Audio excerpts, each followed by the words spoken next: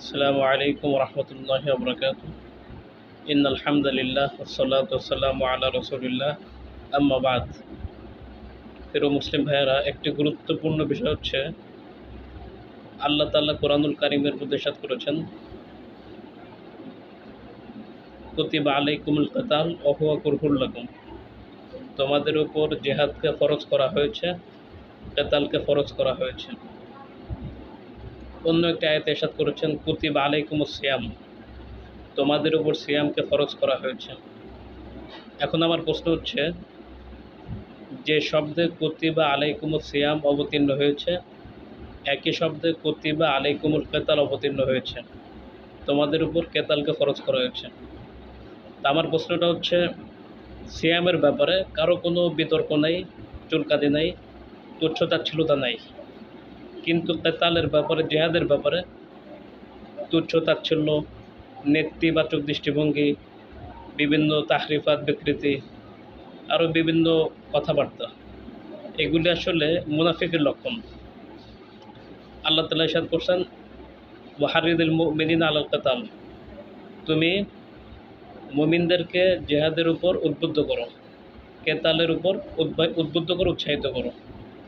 এখন আমরা উৎসাহিত না করে উল্টো যদি নিরুৎসাহিত করি এবং তুচ্ছতাচ্ছিল্য করি, কেতাল নিয়ে বিভিন্ন ব্যাখ্যা বিশ্লেষণ, তাহরিফাত করি, সেটা একটা মুনাফিকের লক্ষণ। এর জন্য কেতাল নিয়ে পড়াশোনা করতে হবে।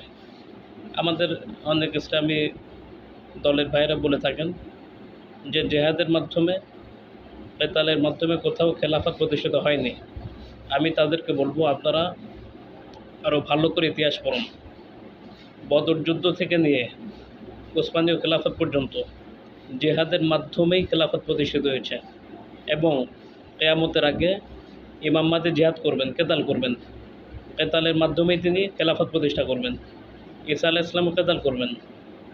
তো দাওয়াত এবং জিহাদের মাধ্যমে মূলত দিন কায়েম হয়, খেলাফত প্রতিষ্ঠিত হয়।